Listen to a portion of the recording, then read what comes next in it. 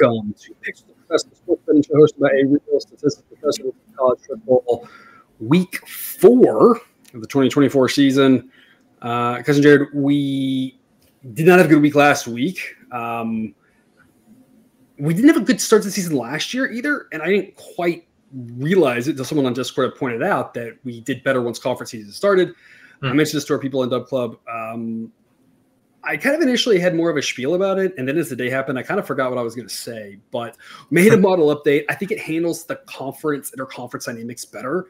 I think that's kind of where we were missing, and I think that might be why the non-conference didn't do as well last year and this year. And so I'm really optimistic about that. I think it gets things a little bit better. I think the main one thing I wanted to say, and because you've heard me say this a lot, all models are wrong. And there's a difference, though, between that's wrong because nothing is correct, right? When we say that the average win is going to be by 5.2, well, no, it's not. Like, that's not exactly precise, right? We know that, but there's a difference between that's wrong but reasonable and wrong, but that doesn't make any sense.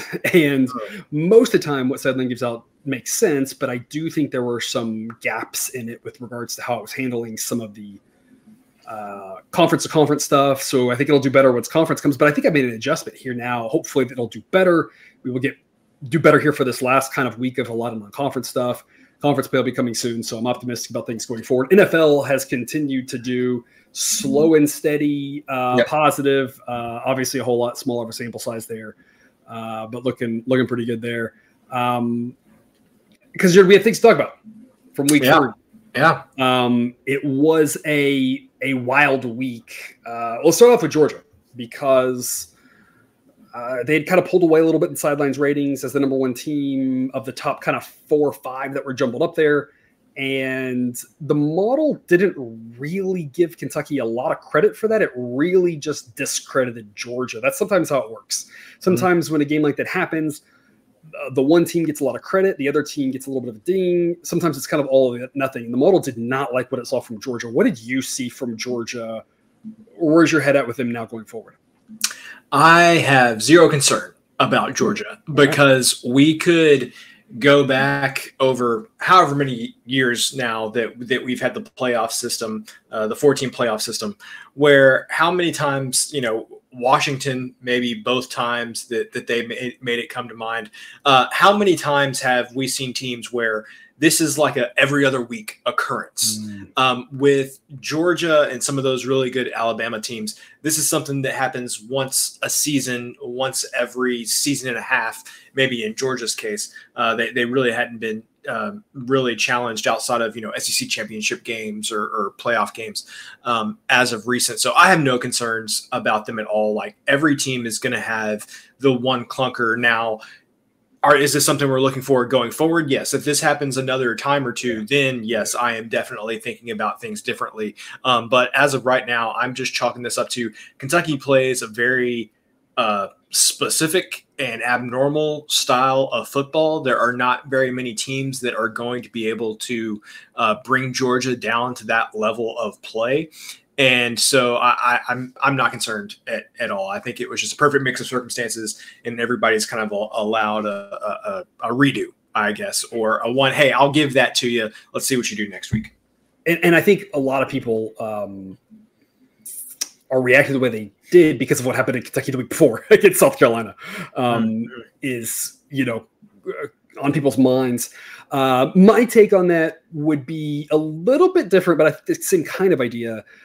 I'm concerned about them in the sense that if we're comparing them to Georgia teams of the past, that's a very different standard than comparing them to how they're going to do this year. I think they're going to be a very good football team. I still think they're top 5. I'm not concerned about them falling out of the top 5 or top 6, maybe if Miami can really keep it together, which is a massive question mark, as we've long talked about. They'll almost assuredly be in the running for the SEC.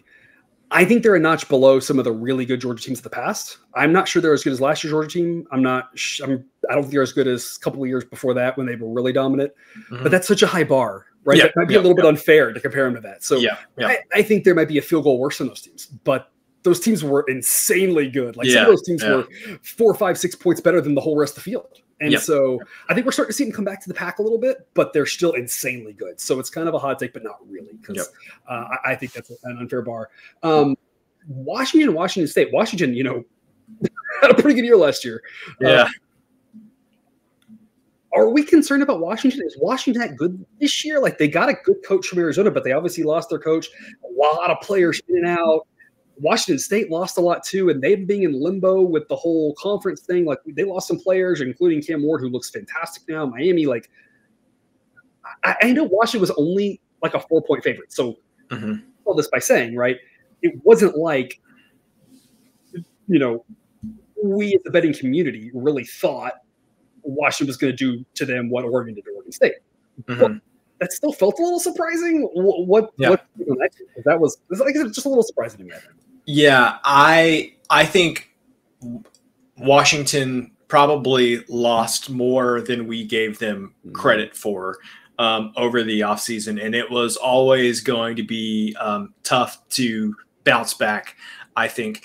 And not only do I think Washington is down a little bit, but this was, I mean, if ever there were the perfect mix of circumstances and hard feelings and everything else that could have materialized on Saturday, I think that you saw all of those things on the Washington State side with, them kind of being left there with Oregon State and kind of how all that's worked out with the conference realignment and everything. So I don't want this just to be about Washington, though. I do think that Washington's worse than what I anticipated. But, man, Washington State had not in this game specifically, but just leading into the season, they had every reason to be down about what's happened and to be able to pull themselves up off the mat a little bit and get this victory against Washington.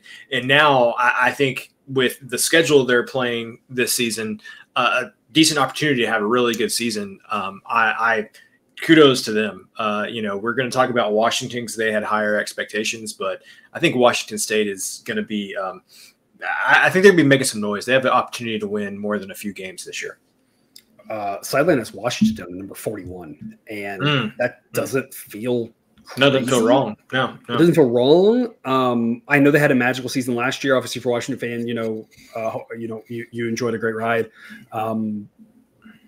They were questionable early in the season with winning a bunch of close games, and we kind of were like, "Are they that good?" At the end of the year, they did it when they needed to, but yeah, they lost a lot, and so that's definitely a concern. Speaking of, because they took Arizona's coach, and Arizona took San Jose State's coach. Arizona really looked great on the first drive. And then after that, their offensive line just got decimated by Kansas State. How much of that is, Arizona also, without one of their better running backs, how much of that was a good game plan? Manhattan's a tough place to play. How much of that is the Pac-12 teams maybe aren't up to par with the Big 12? Although I say that, and of course, a lot of those Pac-12 teams started out winning a bunch of games early on. Like, what was your take on that? Because anything can happen in sports. We always say one game is unpredictable, but I think we expected points from Kansas State. We didn't expect Arizona to stop that. We expected Arizona to score as well. What's up with that offense? What I left that game feeling like was I had just watched an Arizona-Utah game is what I felt like I had watched. And so I think that Arizona, Utah and Kansas State's a pretty reasonable comp. And so I think that I think you're going to see that, like a lot of Big 12 teams over the past handful of years, you may be built to play a certain way, and then you go to Kansas State, and Kansas State is built a little differently than everybody else. A lot of teams have struggled, even hosting Kansas State. But especially going there, the style of football that they've played historically, and it's different now, but it's also not. Right? It's not Snyder ball, but the way they do things are still a little bit unique. It can be frustrating. And so in the moment, I was down on Arizona after that game, but having a little more time to process it and think about it, I just have to say, like, was that their best game? Absolutely not. Right. But they're probably not going to be the only team that loses by 4 touchdowns in Manhattan this season. So I think I'm going to chalk that one up to Kansas State. We talked about Avery Johnson too, about how we hadn't seen what we had wanted to from him, and I thought that was a great game on his part. You know, throwing for 150 yards, 175 or whatever, rushing for 80 yards. Like, I feel like that's exactly what they need him to do to be successful. So I think part of that was just, hey, maybe hopefully Kansas State is rounding into form, because if Kansas State's going to be good, I think you're going to have some great games there at the top of the Big 12 as the season goes on. And we've long talked about Avery Johnson. We were very high on him with what we saw in spurts. And if he's making that leap and actually going to be able to consistently do that, that's going to be huge for them, because he definitely has the potential if he puts it together. So definitely there. Notre Dame, are they good or are they bad? I'm very confused about Notre Dame. Yeah, even know what's going on with that team. Same. I am also very confused with Notre Dame. It is amazing though, like how quickly dropping 50 or 60 points, however much it was against Purdue, how quickly you can forget that you just lost to Northern Illinois. Because the instant reaction from that was, well, the offense isn't a problem. The defense is obviously solid as ever, and so now they're a playoff contender again. But I obviously good sign, of course, but I am just still not 100% sold on Notre Dame. Just the way that they struggled against Northern Illinois, like it's going to take a couple of games like this, and obviously not winning by 50 or whatever, but it's going to have to take a couple of solid, convincing wins for that really to get out of my mind. Because if Notre Dame runs the table, I think they're probably still going to be in the playoff.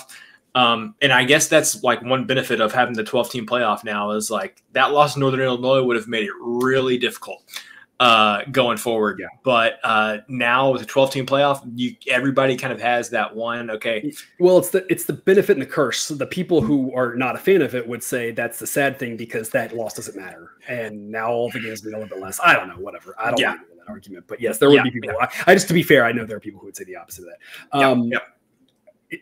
Purdue was maybe looking a little bit better. I mean, we had no expectations coming into the season, but supposedly things were going to improve.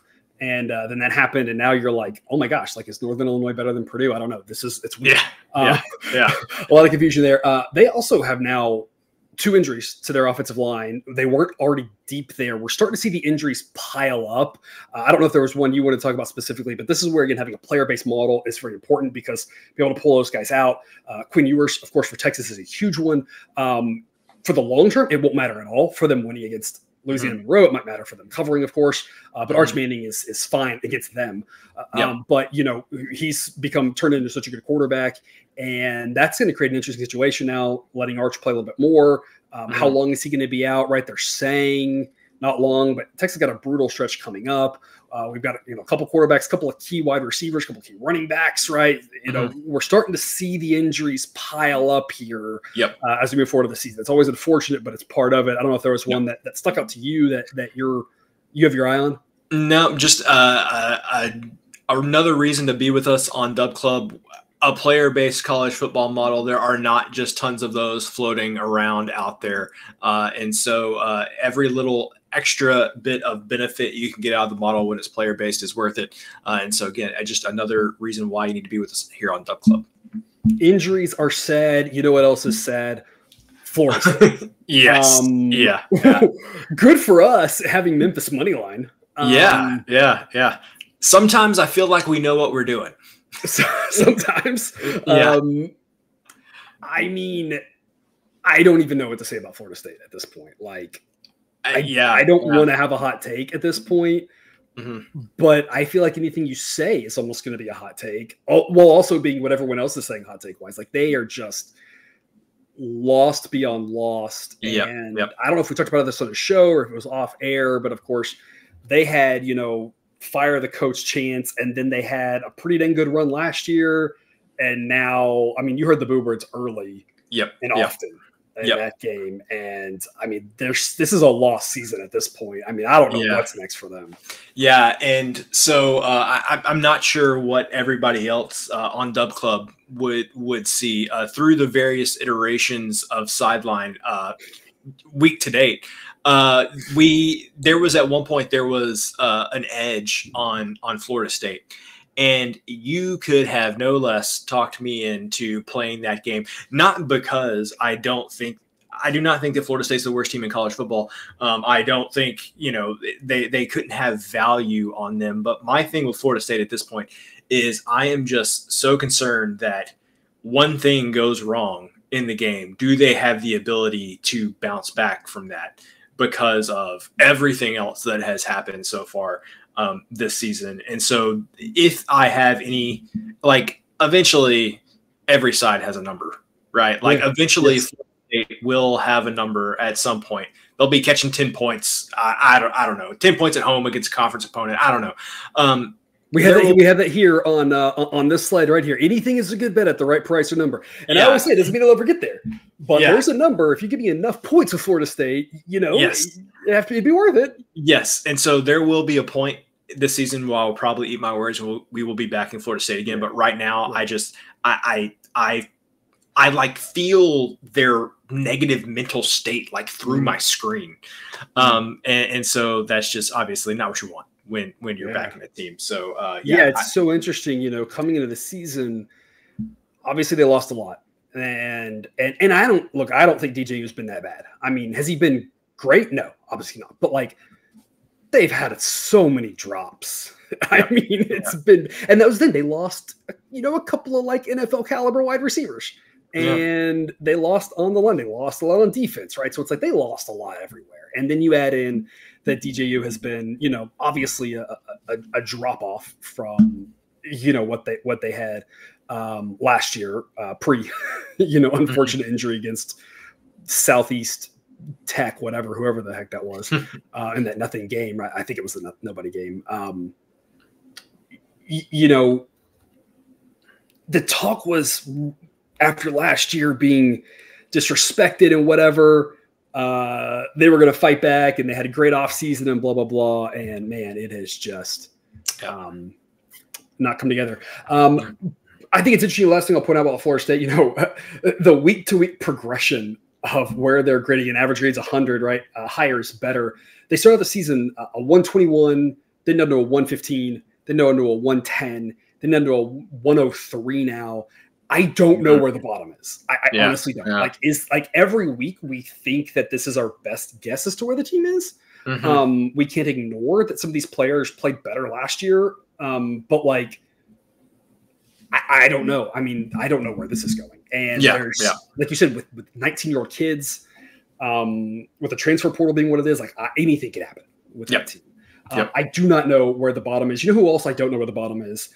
Kent State. And I know that you are probably not here to listen to us talk about Kent State, but I want to talk about Kent State. They are so fascinating. They might be the biggest outlier I've seen in sideline on the bottom end. I think we saw it at the top end a few years ago with one of those Georgia teams. I don't remember which year it was, but one of those Georgia teams was 7 points better than everybody else in the country. And that was just insane how they graded out. But Kent State is a full touchdown worse than any team who was in FBS last year. The only team coming close is Kennesaw, who was FCS last year. Every week, the model projects them to get shut out basically and lose 50-0, and they still don't cover. And it's I think if I didn't turn on the mode where we don't have ridiculous projections, the model would predict them to lose 55 to -4 or something. and they're breaking the model. I don't and we were talking about this before show. I don't think that's necessarily a bug in the model. I think that's just them the model telling us just how overmatched they are. They're playing Penn State this week. Obviously, you watch the show. I assume you're probably thinking, I don't want to touch that game. It's not that we have any advice about playing that game as much as it is I just think it's fascinating. They keep playing these really good teams. And most of the time, these really terrible teams don't play the really good teams.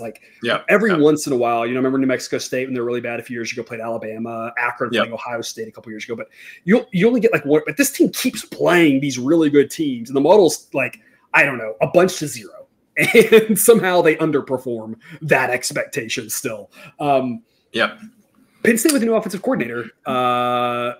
I don't know if they can, but I feel like they're going to try to score a lot of points on Kent State too, right?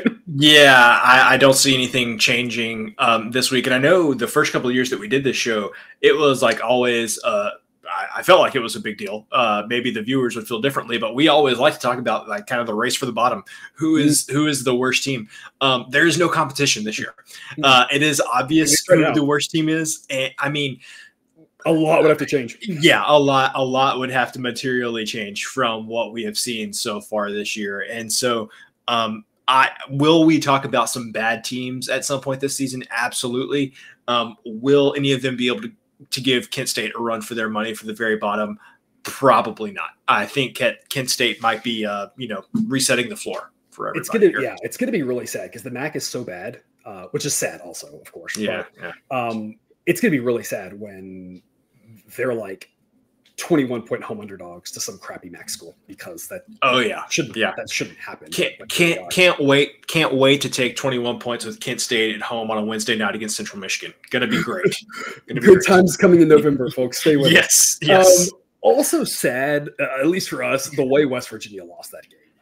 Oh my gosh, yeah. Up by double digits late, had it in the bag, and man, as that was going on and Pitt was moving the ball so fast at the end, I was like, oh my gosh. Like, at first I was like, oh gosh, this game's going to go overtime. Crap.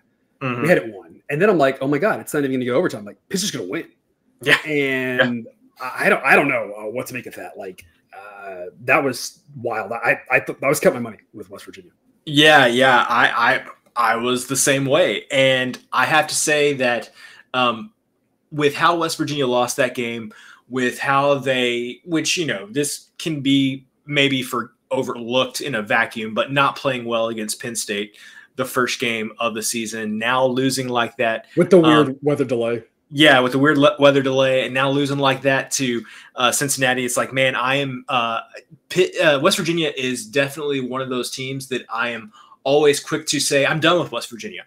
And we're getting to that point with West Virginia only after 3 weeks in the season, where I am now really looking at, do I want to be backing West Virginia, which is I should not say, because how many times out of 100 do we win that play with the game playing out the way that it did? We're gonna cover a lot of those, but man, that one was certainly tough. But Pitt, on the other hand, 2 straight wins where they had trailed by 10 points in the fourth quarter.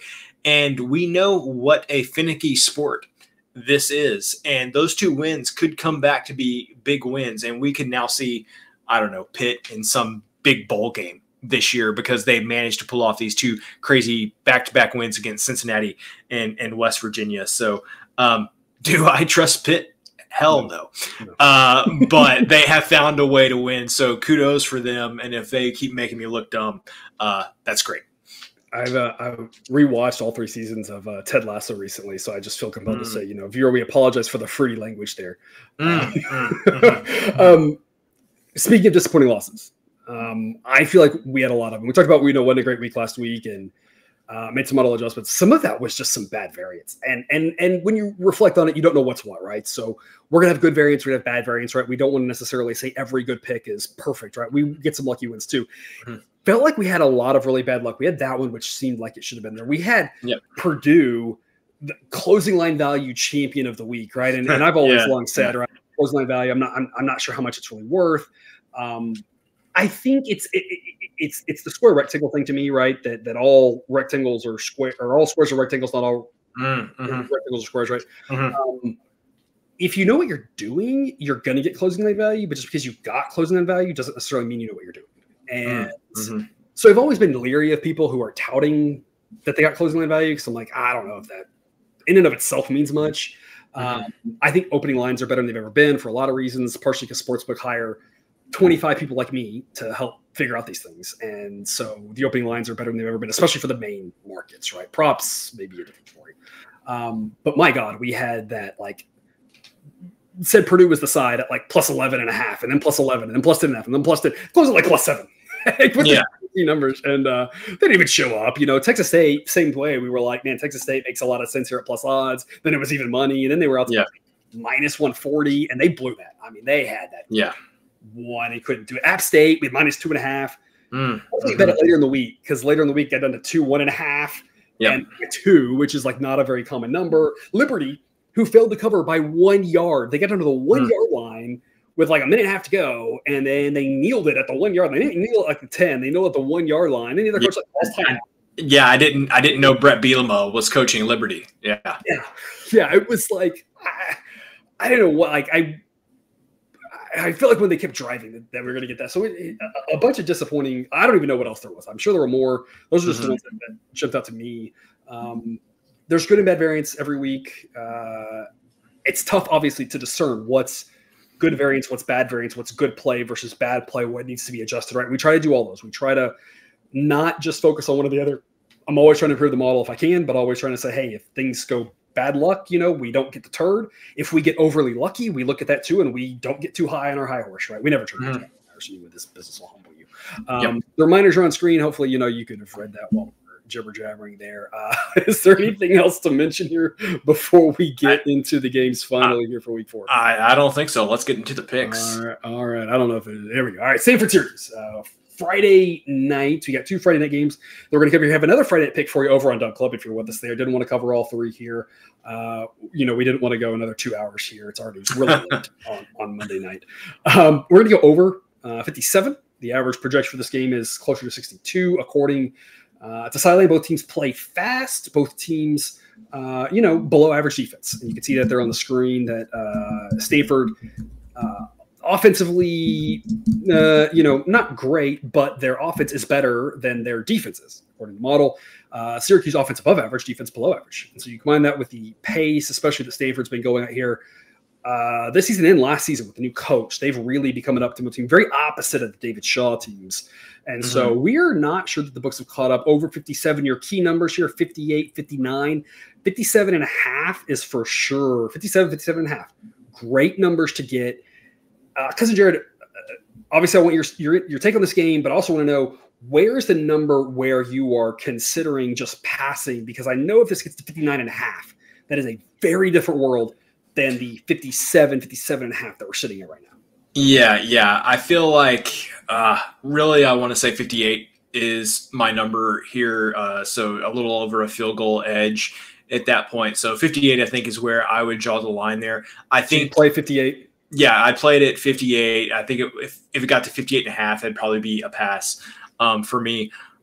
And the reason I say that's just weird things happen at Syracuse on these weeknight games sometimes. Honestly, on the Friday night games, yes. Yeah, long road trip for Stanford. But I think you hit the nail on the head when you talked about maybe, which I know the books aren't doing this, so I'm still not sure why these numbers are being set where they're at. But it's like they don't realize the pace at which Stanford plays, and their offense is not bad. And so I feel like Stanford, as much as any other team we see, will have these numbers, these totals that are just 3 or 4 points too low, multiple times throughout the season. And I can't quite figure out why that is. That game against TCU, the first week of the season, ended up, I think that one got over 60. So I see a very similar type game here, low 60s. I think for me, the value is 58. If it gets above 58, then I'm getting a little on the edge. All right. And I just want to be clear for people, right? Because some people may be watching this, especially if you're a first time viewer, welcome, of course. And hopefully you enjoyed our recap of week 3, or you just skip past it, which is fine too. I know there are some people out there who will just say, the play is the play and they don't really care about the number. But it's very important to keep in mind that, yes, the probability that this game lands on 58 or 59 is only 5%, less than 10% for sure. Overall probability, you can't necessarily look at overall probability of games because conditional probability matters, right? Who the teams are. Army and Navy, the probability that they get to 60 is like almost 0. Right, when they're playing each other. So you can't look at all games, right? But 5 to 10%, we'll say, that it lands on either one of those two numbers roughly. And that's 1 out of 10, 1 out of 20 times. And the difference between the win and the push, the win and the loss, that really matters. It really can add up much quicker than you think. So I know it hurts if a number gets out of hand and then it turns out really flying over that number. You say, I should have played it anyway. But in the long run, we are better off making sure that we know what the right numbers are in this case. Again, we're going over 57, 57.5, totally fine. 58, we're fine. Above that, we want that push on 58, which is a fairly key number. But folks, as always, make sure you have multiple books to shop around. As the number gets up, if you're seeing a 58.5, look around, see if you can find a 58. Hopefully it doesn't get there. You can get this all week long, but you never know where the number's going to go. Make sure you have multiple books in your portfolio. If you do not have an account there yet, BetUS, check them out today. They are still offering bonuses on your first deposits. BetUS, America's favorite sportsbook and casino. Live betting and racebook. We're celebrating 30 years with a historic offer. A 125% sign-up bonus on your first 3 deposits. Plus 10% gambler's insurance. Get started today. BetUS, where the game begins. We're going to cover the late Friday night game. San Jose State and Washington State. Because I think this one's pretty simple for me. It's only a B grade. The previous play was an A grade. We're going to cover every other pick in this show. It's going to be an A grade. This is the only B grade that we're going to cover in the show. We have another B grade or 2 out for Dub Club. We've got 24 picks total. We're going to do 12 on this show. We're giving you half of them. I'm giving you 12 pack here. This one's really short and simple for me. It is Washington State just had the win of their season. And I'm not saying they can't beat San Jose State, but 13.5 is a lot of points. I'd love 14. But I'm going to take the 13.5 for San Jose State. Model says by 10. Again, only a B grade, but I mean, that's just a massive letdown spot for Washington State. Yep. Not just the win last week, but the way they won at the end. I mean, it's a tough spot to bounce back on. And San Jose State playing pretty slow, with the new coach coming over from Navy, right? Not running the triple option, but also not going very fast. Yep. Very different team than last year. Stronger defense. Again, it's like he's putting his, the non-Navy version on this team, right? It's not exactly Navy, but it's still his stamp of solid defense, slowing it down.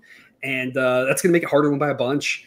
We're going to take the points. What's your take? Yes, and San Jose State, I mean, Sideline has them rated at number 80 right now. And so Sideline fairly high on San Jose State, I would say. Emmett Brown, the quarterback, Sideline fairly high on Emmett Brown.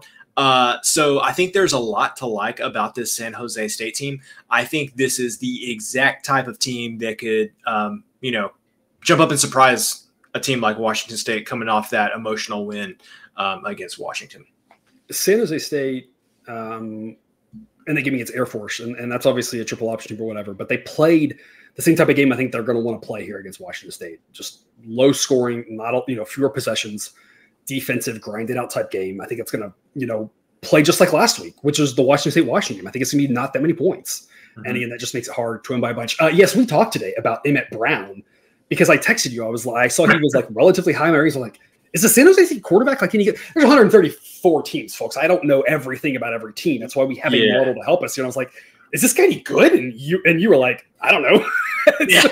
Neither one of us had any idea. So I started looking into it, and I looked at some other different rankings, of him, and it was like, oh, he's actually not bad. Like, he's doing pretty well, right? There is a little bit of concern about the competition he's faced, but I mean, it's not like it's crazy to think that he's a decent enough quarterback. And so, two evenly matched quarterbacks here. We're going to take the points with San Jose State. Moving on to Saturday morning, we're going to lay a big number with Indiana, 27.5. Biggest concern about this game, I think, is laying a number like this in the morning can go either way. Sometimes those morning games turn into routes. Sometimes they turn into sleepy affairs, and it might be harder for Indiana to win by much. Mm-hmm. Here's the thing, though. Charlotte is just been decimated with injuries. Mm-hmm. They weren't great to start with. Mm-hmm. Also, Indiana's good. I know they've invested a lot of money in this program, into the new coach. Again, we talked about this previously, bringing in the coach of the mastermind or one of the guys who continued the buildup of the James Madison program, which has done so well. Getting in our boy Curtis Rourke from Ohio. The defense last year wasn't bad with Indiana. They just could not score. And this year, the offense is decent. The defense is strong. Got him number 25. I mean, this is as good as you got to feel about Indiana in quite some time. Are they good? Yeah, and I don't know how this is going to translate to conference play, But, man, I think that against a Charlotte team like this, you mentioned decimated by injuries on their backup quarterback. How much does that really matter? Because, Max Brown wasn't that great at quarterback. I will say I watched some of that Charlotte. Who did they play in the first? Whoever they played in the first game, because we were fading Charlotte in that one as well. Might have been James Madison, I guess. And Max Brown did some things athletically. I mean, I think it's a drop off, with him out, to be honest. Yeah, and so Charlotte, not a good football team. I mean, when you've got all your ratings or rankings there in the 120s for Charlotte, not looking good. And then you look over at Indiana, just decided advantages everywhere. And I don't know how we didn't talk more, or how I didn't talk more about Indiana before the season started. I guess because they were starting from such a low point, and the Big Ten is stacked the way that it is. But Cignetti there were other things to talk about with the Big Ten, like all the new teams that are now winning all the other teams. Right? Yeah, and Cignetti coming over from James Madison, though, our boy Rourke going there. They had all of the ingredients, and I am very happy to see that seems to be working out the way that we would have hoped. I'm happy that Rourke has been healthy so far this season. Like, knock on wood, it was season. Yeah, it was last year. He was just playing through injury all the time whenever he could play, and so glad that he's been healthy. I think this is a good play. I think Charlotte's really bad. I think Indiana is well coached, solid, won't overlook. Like, Indiana knows they need every win that they can get, even though they're playing much better. They need every win that they can get. Man, I would be lying, though, if I didn't say like 1% of this pick is I want Indiana to be good. And so, like, I have to throw that out there. I do want. Unless you're a Purdue fan or alum, I feel like you kind of have to, right? Yeah, exactly. I think. And, it's really early to talk about style points and style points mattering less now than they did before. But, I mean, I would be remiss if I didn't say that the difference between the 4-team and the 12-team playoff is just now we're going to argue about number 12 versus number 13 rather than 4 and 5. Yeah. Those style points are really going to matter. Can Indiana get up to the top 12? I don't know. It's on the table at this point. Yeah. It's not overly likely necessarily, but it's a stacked Big Ten. I don't know who they've played, so you have to look at their schedule. And obviously, we talk about a conference like that, you might get really lucky or unlucky with the schedule. But like, if you're looking there and you're saying that the SEC and the Big Ten are the loaded conferences and they're going to get 3-4 bids each or whatever, if they're going to be in that discussion, they cannot afford to win this game by 10. They cannot afford to win this game by 14, right? That's the thing. So I'm not saying we're necessarily thinking about that, but it is something that they need to go out there and take care of business. And so, again, a little bit of a hesitation with the time of this one, but otherwise, this is a massive mismatch on paper, at least. So we're going to say there's some value here at the 27.5. I'd love 27 if you could find a 27, but 27.5 still makes a lot of sense. I don't think I would go over 28. I think 28 kind of is where I draw the line on this one personally, just because I could see them winning by 28. Still at Georgia Tech and Louisville. I was a little surprised at how high Sideline is on both of these teams. We talked about it earlier in the year, especially after that week 1 game, that like Georgia Tech was a team that the model constantly underrated last year, and it just was trying to catch up and it just couldn't do it. So the fact this Georgia Tech team, as the season wore down last season, was playing decent football, not necessarily, top 25 football, but they were playing decent football. And just getting better and looking stronger and starting off the year strong. Offense looks great. And then I look at Louisville and I go, wow, number 15. I feel like that really snuck up on me too. Number 12 rated defense. We've known that Louisville's had a good defense, of course, with the coaching change here the previous season and some in and out stuff like that. There was definitely some confusion about what was happening, who was where, what made sense, right? Who was doing what for the right reasons and all that shuffling that happened. But Louisville looks pretty strong at this point. Should be a good football game. Obviously, Louisville's favored by a decent bit. That makes sense. But we're going to go under 58 on the strength of that Louisville defense and on the pace of Georgia Tech. The Georgia Tech unders have been really good. Their offense is pretty strong. Their defense probably isn't as good as people think, but gets benefited by that pace being a little bit slower. We think there's going to be more like low 50s on this one. Under 58 is too good to pass up. 58, 59 are your key numbers here. Because, Jared, are you playing this all the way down to, 55.5, or are you really holding at 58? What is your take on where to stop playing this? No, I think I would play this one down to 55.5 for sure is probably my cutoff point there. I think the Georgia Tech numbers have been slightly inflated because of how they looked against Florida State. And people are not – they have that image in their mind of Georgia Tech beating Florida State. And for some reason, they're not taking the Florida State side of that equation into consideration when looking at these Georgia Tech totals. In games against FBS competition this year, Georgia Tech, the unders are 3-0. They've gone under in every game against FBS competition. Louisville, both their games that they have played have gone over, but one of those was against the FCS team, and one was against Jacksonville State, which we know likes to get up and down and play very fast. So I do need you to have a little faith in sideline here and say, hey, look, this Louisville pace is not an issue. The points they've been scoring have been byproducts of competition and not necessarily because of the pace that they've been playing with. Obviously, you can see their sideline high on Louisville's defense as well. So I like the under here. I think too much respect for the Georgia Tech offense and maybe overlooking the competition on the Louisville side. If I recall correctly, too, that Georgia Tech Syracuse game in week 2, we played under 61, landed 59. If I remember, there were a flurry of points at the end of that game, and it was like cruising under, and it still held under.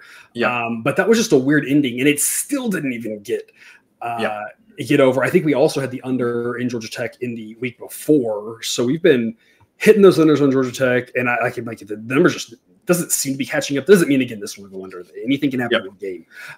But I think this number's inflated too high. And I'm really high on this Louisville defense. I think people look at that Louisville Jacksonville State game, and it's like, I just think throw that out. Throw out games against Jacksonville State, throw out games against a military academy, right? All these things. We have a handful of things, and just don't worry about that, because that's not really going to tell us a lot. So we're going to go under 58. And that one other noon game that we're going to discuss, again, a handful of other noon picks over on Dub Club. Florida and Mississippi State. Both of these teams are 1-2. I remember last year, and I'm going to conflate the times, and the times aren't going to be of the season be the exact same, but there was a time early in the season when Florida looked like they were really turning things around after a rough, whatever it was, like first game. And there was a time when Florida State looked fantastic before the injury, of course. And around in that time period, Miami was just falling apart. And how the turntables have turned. Miami's looking great. Florida State's falling apart. Florida, I'm not sure how much longer Napier's going to be there. Mertz actually didn't play bad against A&M. He was fine. The defense was a concern. Mississippi State just got beat by like 21 to Toledo, or they were favored by 21. They lost by 10. Whatever it was. They wish they lost by 10. Was it okay? It was like they were favored by 10 or 20, and they lost by 10 or 20, something like that. Yeah. They I just want to double check. Oh yeah, okay. They lost 41 to 17. Oh my gosh. Yeah. I mean, the game went under. That's all I'm going to say about this game. We had Mississippi State Toledo under last week. It went under. We're going to play the under Mississippi State again. And the reason I like this play, and I would say go grab it now. There's 58 under 58. 58 matters. 58 matters. Go grab it at 58. I do not trust either of these teams as far as I can throw them. So 58 is the number that I want to go under here. And the reason I like this play, though, is we just need one of these teams to do exactly what they've done all season, and we're going to win this play. You would have to be asking something for both teams to be able to come up and go over a number like this. We talked about Billy Napier. It's going to be the first one fired. It's just a matter of time. People are already saying Jeff Lebby. Should Jeff Lebby be on the hot seat? Losing 41-17 at home to Toledo. I mean, don't get me wrong, Toledo. We love Toledo around here. But they're not good. And not a team that Mississippi State. Not this year. They were better last year. Yeah. This year, that was good. So yeah, if I don't know what Mississippi State's going to do. It's only 3 games into the season, but man, the confidence level, because like Levy has that attitude about him that like the underdog would embrace his attitude. But when you're having games like that, it's really hard to embrace. I wonder on it. And I don't want to dive too down this rabbit hole, but I do wonder with that situation, obviously with the unfortunate passing of Mike Leach and then the interim coach and all that recruiting, you do have to wonder how much of a rebuild that's going to take and getting the right player, everything. That was just a weird situation. I don't know how that's going to play. I don't know. To some extent, could the coaching styles have translated? I don't know. The interim was the defensive coordinator, which is a very different style. So I don't know. I think that's the big asterisk there is how long are they going to give him to kind of revamp all of that? But it's a bad start for sure. Just a sad football game. Very accurate description. The last thing I'll say on this, Mississippi State, with Leach for so many years was pegged as a fast-paced team. They're still going relatively fast, moderately fast, but Levy's pegged as a fast-paced guy. I think there's value in this number. I think there's value in last week's under because I think people are treating them like they're faster than they are, like they're more up-tempo than they are, and that the offense can score more than it can. And so I think that there's still just a little bit of a misperception there, especially with Florida. It doesn't really seem to be eager to go fast. This game could be just as boring as it is ugly. But we do have one really big game this week, moving to the 3:30 p.m. Eastern spot. A more exciting game, Southern Cal and Michigan. A classic matchup for the Rose Bowl now is just a Big Ten conference game because life. A tale of USC's great offense against Michigan's great defense, with Michigan's questionable offense against USC's questionable defense. I'm going to play contrarian on this game because I think everybody's on USC. I think that all the public Joes are going to be all over USC. I think the take is going to be USC's defense is improved from last year. I think that's correct. I think the take is going to be that USC's offense is very good with Miller Moss. I think that's correct. I think I might have him as like the number 1 or 2 quarterback at this point. I think it's between him and Jackson Dart. I think that people are going to say that USC is back and they're a top 10 team. I think that's correct too. I think what people are going to say is that Michigan's offense is terrible. This isn't a very good team. And that's where I would say not so fast, my friend. I'm well aware of what happened last week. That was with the backups in at the end of the game. They did exactly what they wanted to in that game. Take the air out of the ball, play good defense, get out to a lead, and then they just did whatever they wanted in the fourth quarter. It didn't matter. Sat on it. Sat on it. They had no need to get anybody injured coming into this game, coming off of Texas. I know what Texas did to them in this stadium. The time zones matter here. This is an early game for USC. It's obviously not noon. That would be really tough for them. The travel matters. I think that Texas's defense is still much better than USC's. I think this is a coin toss game. My contrarian take is this is a coin toss game. The last time I was on a show like this and had a contrarian game where I said it was a coin toss, it was with Jake in the NFL game, the Monday night game. That should be fresh on your mind, viewer, if you watch the NFL. I had a contrarian take. I said, I think this Falcons-Eagles game is a coin toss. Model's got Falcons like 51%, 50%. I mean, I know everyone's talking about what happened in week 1, but like, I think anything can happen in this game. And how did that play out for us? Because Jared, are you seeing how that just finished? Did you see how? Yep. Falcons come down and score a touchdown with less than a minute left, win the game. And even had the Falcons not done that, I still would have stood by the idea that was a coin toss close game. And that's what I'm saying here. That doesn't mean that Michigan's going to win.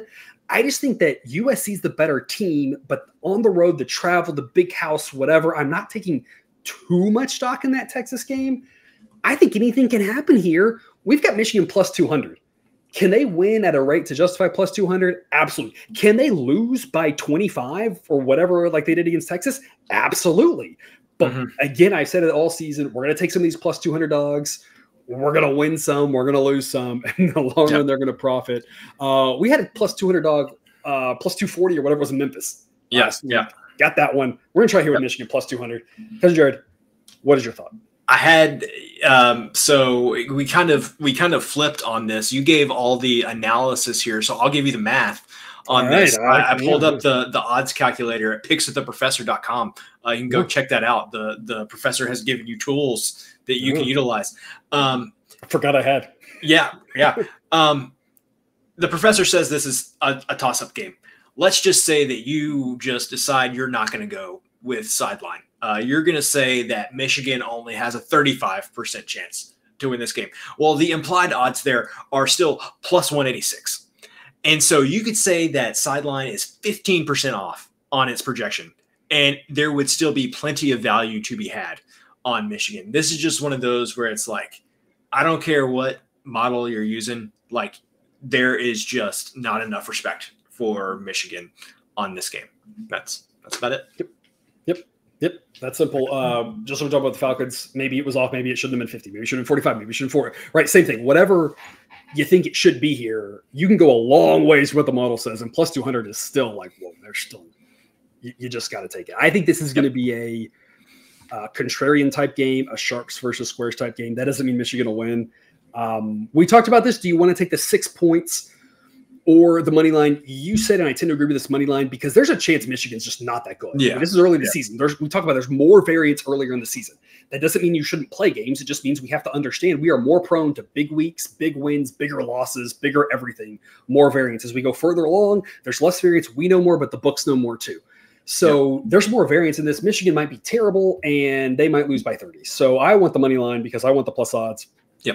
Because I'm not sure if it's a close, if it's not a close game, USC could kill them here. I am curious, though, because your take on if the number gets to a certain point, because I think I could be wrong. I think everyone's going to be on USC here. If the number gets to a certain point, where is the number where you say, I want the money line. I also want to put some on the spread. If you get 7, 7.5, where is there a point there, or are you just sticking to money line either way? Yeah. So with I can't believe I'm saying this, but the way that people have a fetish with the 2-point conversions now, I usually like to wait for 8 to see if I can get it. If it got to 7.5, like if we got to right before kickoff and it was 7.5, I'd take 7.5.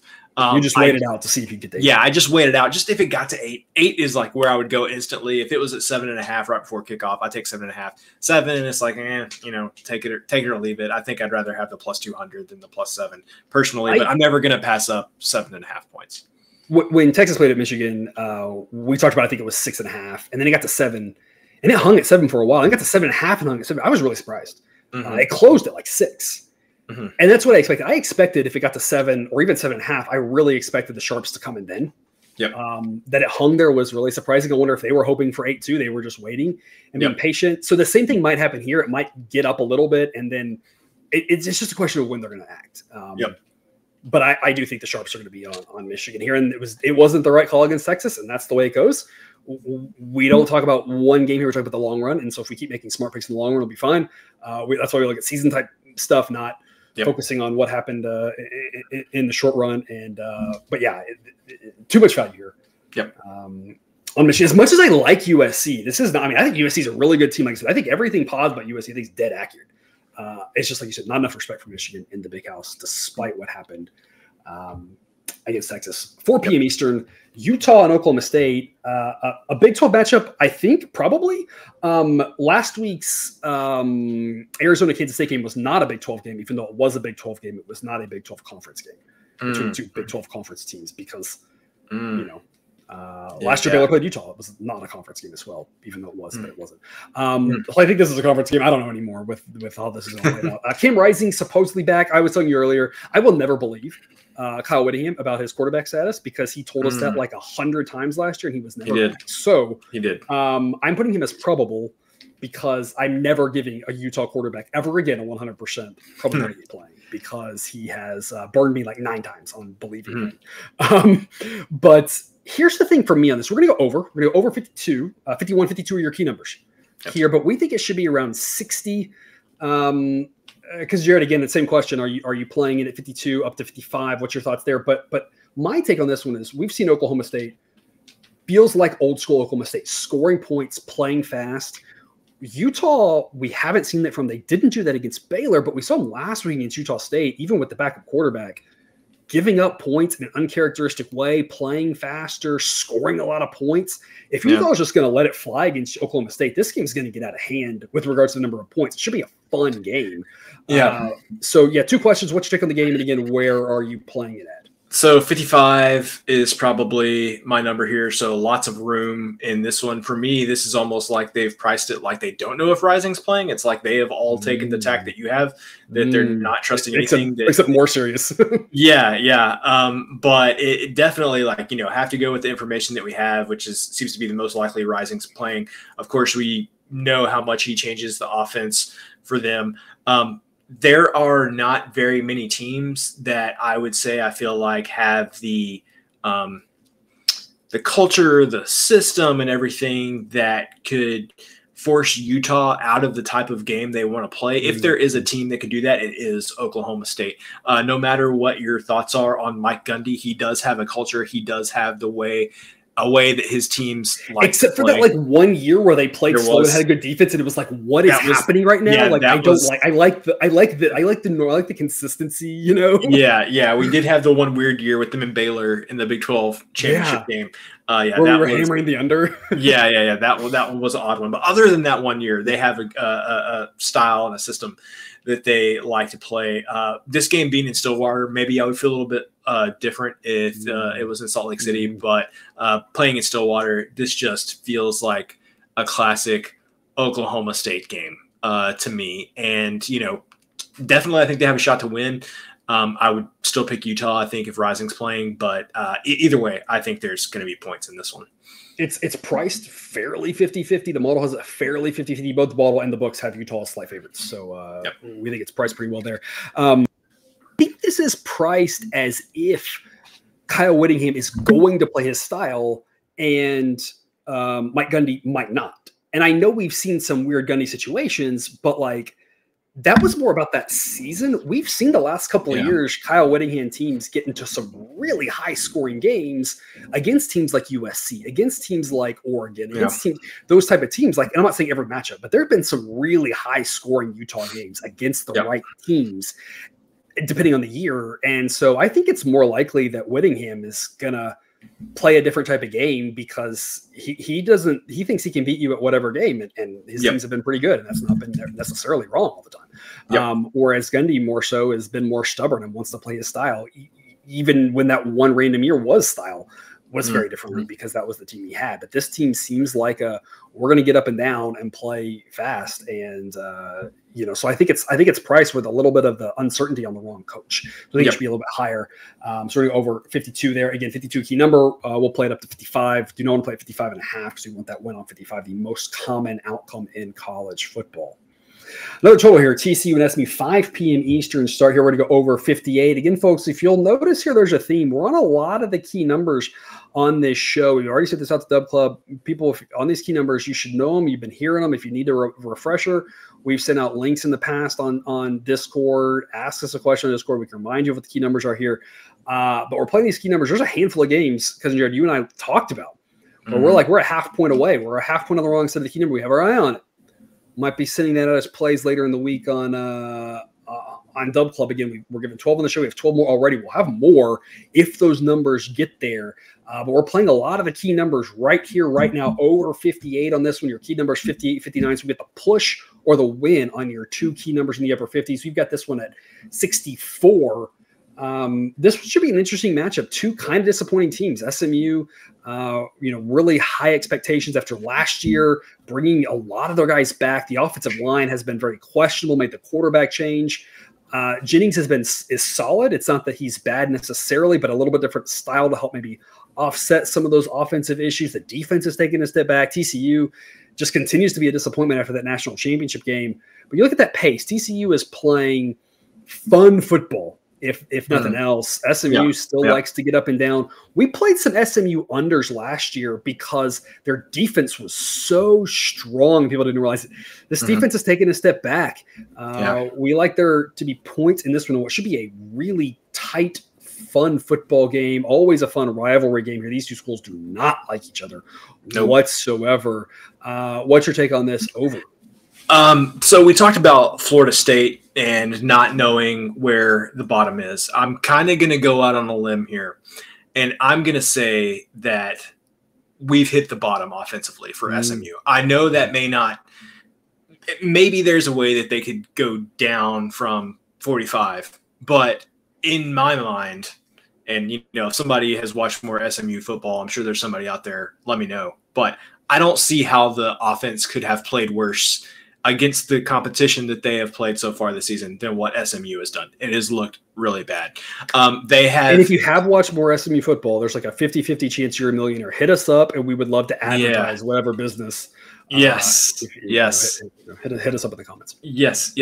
I just don't feel like they could play worse than what they have. And with the move to Jennings, they've said that they're moving to Jennings. He's the starter going forward. I hope that means that they are not splitting time and everything like they have before, because you just felt like neither quarterback couldn't get going. Yes, nobody felt like they could get into a rhythm. So receivers almost like, because the stylistic differences, like just didn't know, all the timing was off. It was just discombobulated. Yes, and so I feel like even if it had been Stone, like one way or the other, it sounds like they have settled on a person, and I think the offense can only go up.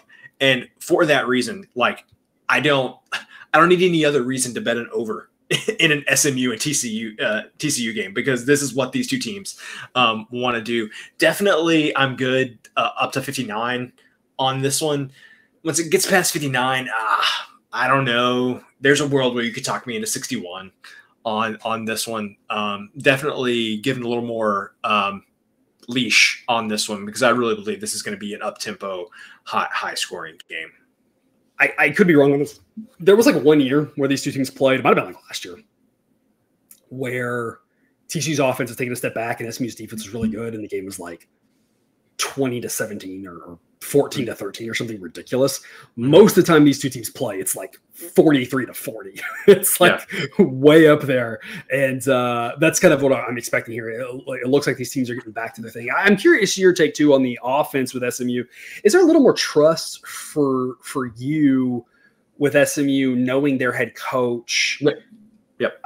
A little bit more of an offensive matchman than the FSU situation, where we were already a little bit concerned about the coaching abilities. They're like, I think that has to play into it a little bit too, where you're like, I've seen this guy, I know he's a really good offensive coach. And so I trust that he's going to be able to stop the bleeding a little quicker. Yes. And yes, that is a big part of it. The other thing is I know with SMU that both quarterbacks have the ability and the potential to be good quarterbacks and put points up on the board. Whereas you go back to the Florida State example, and it's like, well, DJ is like, he just is what he is. To your point, like he's not 100% to blame. He's not great, but he's not great. Yeah, he's not great. He's not going to put the team on his back. Whereas at points last season, Preston Stone was a top 10, top 15 quarterback, according to Sideline. So it's a big part of it is coaching, but also I just have more faith in the quarterbacks at SMU. Right. Whereas DJ used more like a, best case scenario, more like number 40 or something. Not anywhere near that. And Jennings not a bad quarterback either. When he came in last year for him, we thought it was like a couple point drop off. I mean, it wasn't a huge drop off. And like you said, Stone was like a top 10 quarterback at one point. So Jennings definitely has a lot of talent too. Very different style of quarterback. Mixing them up could be really good to keep the defense off guard. The problem is you don't want to keep your offense off guard as well. So that's obviously something they got to figure out. Hopefully they have. We're going to go over 58. We talk about key numbers all the time. We're actually going to go over a key number in the wrong direction, but you know what? I like it anyway. 55.5. We're going to go over that number here. As much as I would love to get over 55, I think this is one where we don't need to worry about it. There's no rush to play over 55.5. This one we're projecting at 63. This should be at minimum 58, 59, probably more like 61, 62. Here's my take on it. First off, North Texas, we had their over last week, and that was glorious. North Texas plays so fast, and they could not stop a toddler from running down the field. No. That's not fair to them. I don't mean to insult them. I mean, they're just not a good FBS defense. That's the bottom line, right? They're not a fundamentally sound defensive team. And Wyoming has looked like a train wreck. Absolutely. They have. But here's the thing. Wyoming gave up a lot of points to Arizona State really fast. And that's what I think is going to happen here. I think North Texas is going to be able to do the same sort of thing. And I don't see North Texas stopping anybody. And so I kind of see a really high-scoring game, a lot like the Texas Tech game, except maybe the scoring won't be quite so one-sided. But the fact that Wyoming has played in some higher-scoring games against a team that's not even as one-dimensional as North Texas, I think people are looking at this like thinking, yes, Wyoming wants to play the game in the 30s and North Texas wants to play the game in the 70s or say 40s and 70s. So they're just averaging, just say, 55. I think this leans much more over than under, or over 55.5. Because Jared, what's your take on this one? So not only the pace on North Texas, but that 131st ranked defense. When you get down to that level, echoing what we said earlier in the show, they aren't Kent State, but they are fairly close to it on the defensive side of the ball. And if there is a team out there that has a combination of pace and lack of defensive prowess that can make Wyoming look competent on offense, it's going to be North Texas. And it is not outside the realm of possibility that this game covers 5 minutes into the third quarter. Goes over, 5 minutes into the third quarter. So, this is just, in my opinion, you got to capitalize on the North Texas overs while you can, because at some point the books are going to catch up and there's not going to be any value there anymore. I know people will say Wyoming only scored 7 on Arizona State. They only scored 13 on Idaho. Idaho's not bad. They only scored 14 against BYU. Folks, they haven't played North Texas yet. That's my take on it. This is just a different beast. BYU's got a good defense. I mean, BYU's got one of the better defenses they've had in the last 5 years. I don't know. I don't know what year you have to go back. It's been a while. Yep. And I don't see why North Texas wouldn't put up a lot of points here. Like, they were doing this last year as well. Like, North Texas put up this year, game one, they put up 52 against South Alabama. Last year, to close out the regular season, they put up 45 on UAB, but UAB being high scoring, that had 80 some odd points in it. They were putting up 21 on SMU last year. We're talking about SMU having on the road. SMU had a great defense last year. They were putting up 40 on Memphis, 45 on Temple, 35 on Tulane or whatever. I mean, they're just going to put up points on anybody, and they're going to give up points too. Like their best defensive output of the season last year, I'm not even sure. It's 14 to Temple, but Temple was terrible last year. I mean, 28 to Tulsa was their best defensive performance.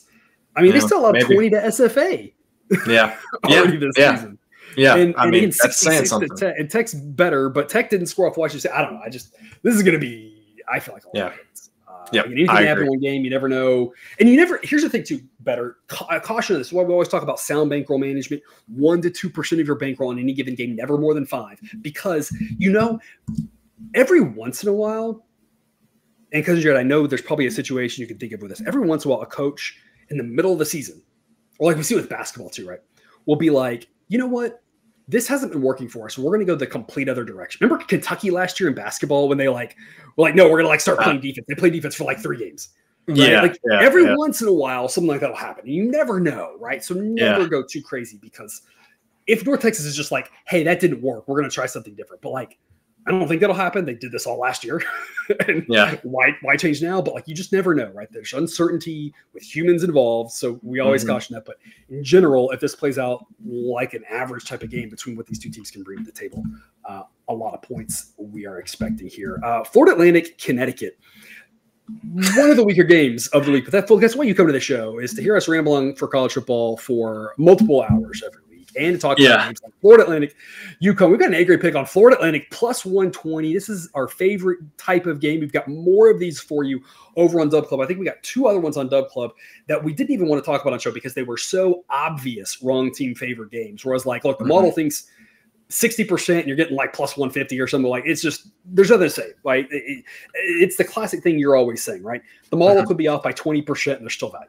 And this one was a little bit different. This one's a little bit tighter. So I thought this was interesting to talk about here because this one, the threshold, remember on Dub Club, you get the threshold for what the A grade is in the money line for every single game. The threshold, according to Sideline here, is plus 111 for an A grade. I'd fudge that. If it's plus 110, I think that's fine to play it as an A grade. We're at plus 120 now, so we're close. Plus 110, plus 115, plus 120. You know, good picks on Florida Atlantic. We think that they should be favored. We think they're the better team on the road. These two teams have come up a lot.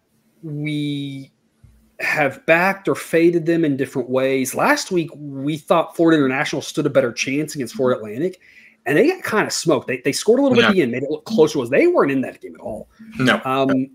To me, that's what I needed to see, and I kind of think that Florida Atlantic might be decent. And so I think they go on the road to get the win here based off of, I was just kind of impressed what they did. Not that Florida International is a good team, but they were Florida International by the back part of last season turned into a competent for that level team. And Florida Atlantic looks really good. So let's take them plus odds. So maybe give a little grace to Florida Atlantic since the first 2 games of the season they played Michigan State, only lost that one by a touchdown. I'll go back to Michigan State played terribly offensively in that game. That was definitely some on Michigan State for how they played in that one too. And then, you know, coming off of a physical game against Michigan State, have an Army come to your place and just do Army things to you. It feels like that Florida International game. And we loved Army in that spot at plus odds for that reason. That was a terrible spot. Yeah, and so it feels like Florida Atlantic last week was their first, I'm going to say, real game of the season. The first normal, equal competition, not going up against an offense. Not where we were thinking about this all off season, going up against Michigan State, and then the next week the letdown to Army, triple option, and a whole different world. Yeah, and then like you said, the way that they beat Florida International last week, it was never particularly close. They won the game by 18, but they were well in control of that game the entire time through. UConn, I will not understand it. Is UConn much improved from where they were whenever we started doing this show? Absolutely. Do they still get too much respect? Yes, because of the 7-win season that they had 2 seasons ago. I would 100% say yes. And you know, everybody's boy Tom Herman doing fun things in Boca Raton. So yeah, let's back the Owls this week. And Tom Herman's been a great coach at schools that didn't have quite the pressure that Texas does, but very few coaches have had success at schools like Texas, or as you know, Texas A&M, right? It's not easy places to succeed at because of the the situation there. That wraps up the 7 p.m. slot. We're going to move to 8:30. We got 2 8:30 games. It's going to be Fresno State, New Mexico. This was pretty simple for me. I watched Fresno State last week. I thought that could become a runaway, and sure enough, it did. I've seen New Mexico a lot this year. Dampier's fun. Dampier is really the reason, I think, why New Mexico's not, a bottom 10 team or a bottom 5 team, I guess I should say. I guess they are bottom 10 barely. That defense is dead last, worse than Kent State, according to Sideline. They can give up points in bunches. Dampier's a lot of fun. We saw them. We took New Mexico, and they covered, I guess, that first week against Arizona because the number was just so big. And they could score points off Arizona, but we thought anybody could score off Arizona, right? Even we said last time we weren't expecting Arizona to cover against Kansas State because of their defense. We thought they'd score. And a lot of it's Napier. I mean, he's really good. He's kind of he's a little faster. I feel like Pavia was a little more of a physical runner. Napier's a little quicker than Pavia, but same state, right? That same sort of thing. What Pavia was for New Mexico State, I feel like Napier is for New Mexico. I said this from the start. I saw him last year, play a couple games. I was very impressed. I think it's a terrible matchup for New Mexico. Fresno State, what I saw from them last week, they can score points in bunches. I'm not sure New Mexico is going to stop them. I think Fresno State can name their score. And so we're going to lay 15 with them. Model says by 23. I think New Mexico will score a little bit because Napier is so good. He could score. But Fresno State's defense is decent enough to get a stop here and there. And so I feel like New Mexico is only going to be able to score, 21, 24, 17, whatever. And I think Fresno State put up like 50 if they felt like it. I mean, I just think this is a terrible matchup. We've seen Fresno State the last couple of years. Mikey Keene's very competent. And we've seen these Fresno State teams sometimes just be able to score quick and a lot. And I think that's what we're going to see here. Fresno State minus 15, a great pick from us. Because Jared, what's your insight? Yeah. I don't have much insight aside from I'm very surprised that a Bronco Mendenhall team is ranked 134th in defense according to sideline, but they have looked every bit that bad. It's not like you're, I'm not really seeing it. There might be room for improvement. I see some things that were maybe, rings a little bad. There's some upside here. No, this feels right based on everything I've seen. And they've played some decent teams for sure. Yeah. But I mean, Auburn just lost to Cal, to be fair, right? Yeah, that's true. And the model does have a strength of schedule adjustment to it for that. So it's like,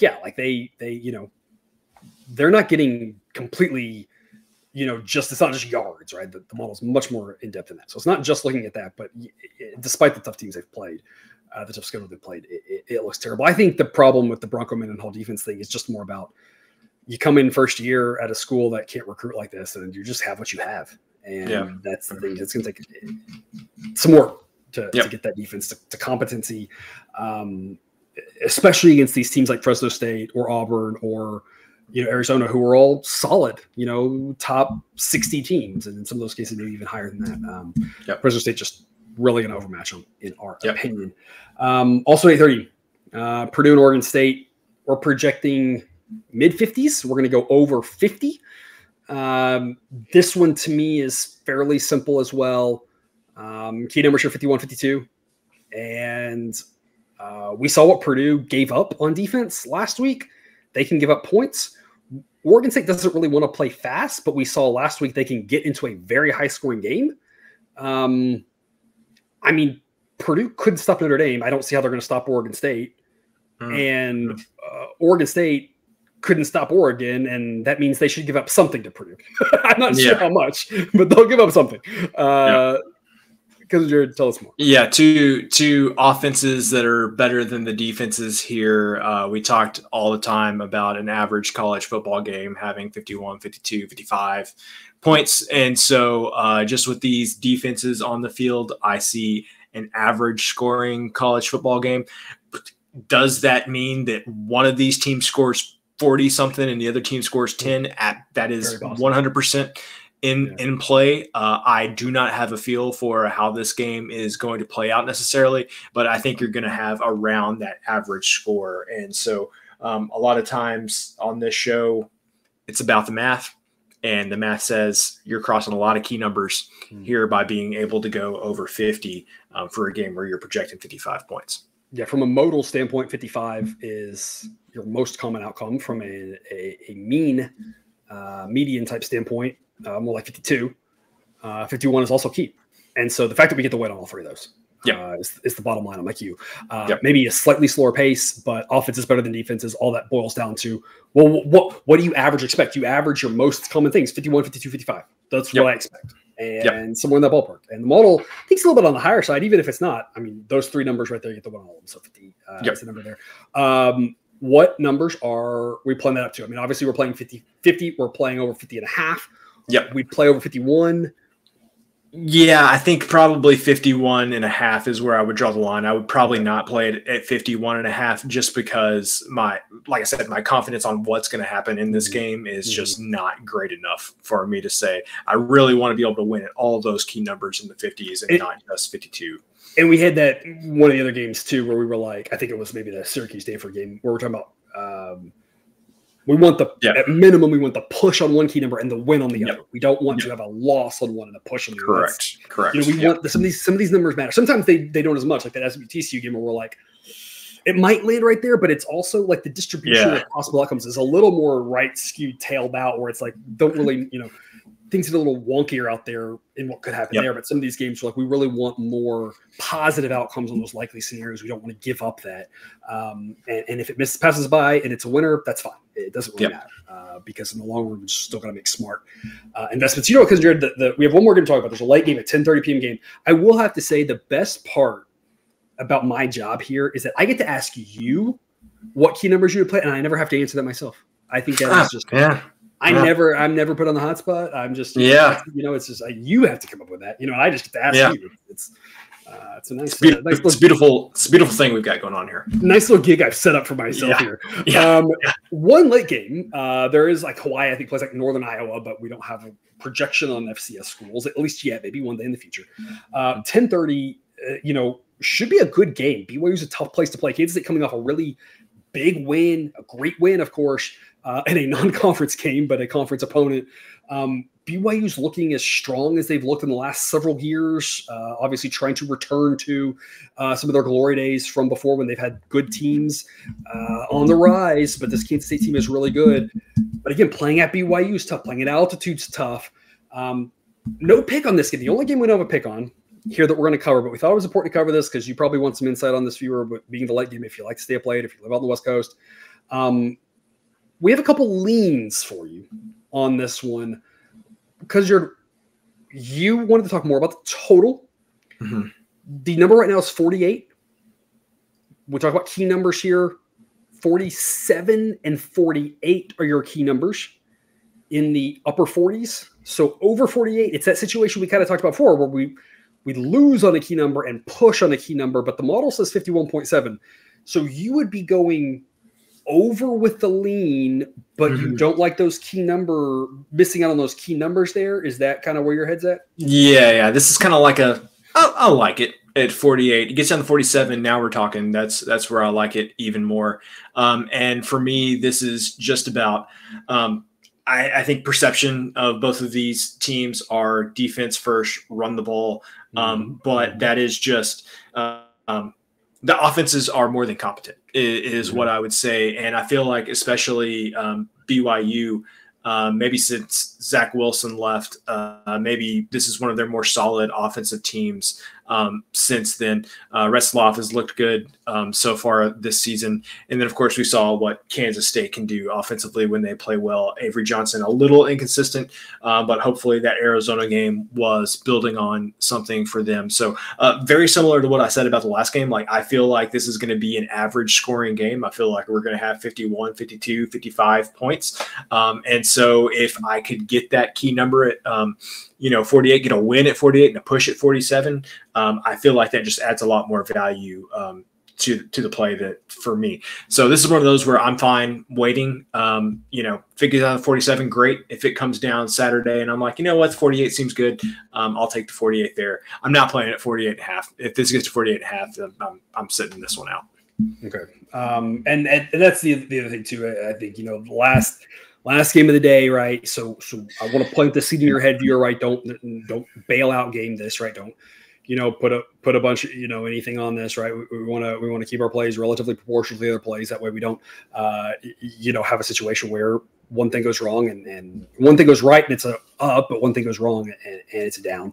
But yeah, as the day goes on, we kind of lean over, but we are concerned about the number. Maybe depending on the type of day we're having too, we're a little bit more willing to put, if it's a better day, right? Maybe a little more willing to sprinkle a little bit on the over and a little bit less of a concern about the number for having a good day. Maybe if not, maybe we want to be real conservative with our bankroll and make sure we get a good number. So that's also a personal preference, of course.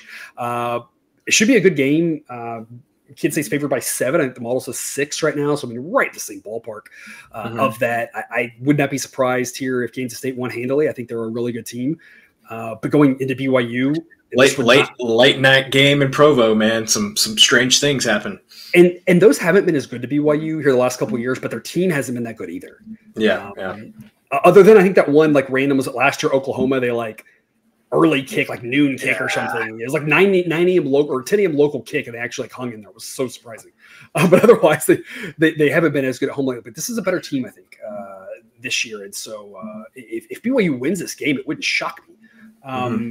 And I think I can already see. I'm envisioning. Remember last week, I envisioned it with UNLV Kansas, and I said, hey, maybe we want to sprinkle it on the UNLV money line. Like I can kind of see, what's happening. I can see here, BYU winning and everyone just being shocked, being like, oh my God, Kansas State, destroyed Arizona. Now they can't beat BYU, and be like, BYU's decent. And like again, home road, like Manhattan versus. I mean, that's a tough situation there. So I'm not saying that that's happened, but I don't know. I'm kind of eyeing that money line just as like if you're getting a little frisky, maybe eyeing the over, depending on what the number does. There's a couple different ways you can play this late night game here. Hopefully the rest of the slate has gone well for us, and it's just gravy, whatever happens at the end, or you can put something on it, wake up in the morning and see how it goes as well. That's our 12 picks plus a little bit of talk on another game. More picks already in the club, more picks coming throughout the week. A lot of discount specials, packages, football only package. If that's all you care about, it's just a yearly thing. You don't have to deal with anything else. Cheaper price. Still get Discord access to our football chats for both college and NFL. So it's not just one or the other. It's all of that. With that promo code there, you get it for $9.99. Cousin Jared, parting words to take us out here. Just so much value on Dub Club. If you're in like a pick'em league, I mean, we think about this in terms of sports betting, but I mean, this information is great for pick'em leagues. Anything, right? Because you have win probabilities for every game. Yeah, your survivor pools, all of those good stuff. Lots of value there. Saturday mornings on Discord's a great place for college football. There's lots of discussion going back and forth right before kickoff. So yeah, lots of value there. Come join us over at Dub Club and get to experience all of these great things that we talked about. And have a community to complain to when we have a terrible beat, because there was a lot of that with the West Virginia. We were all, we had misery loves company, and we sure had some company with that West Virginia game. We did. On Saturday. I stopped watching. I was like, "This is over. We got this one." And then, thanks as always for watching. We do wish you the best of luck, and we remind you that you can eat your betting money, but please don't bet your eating money.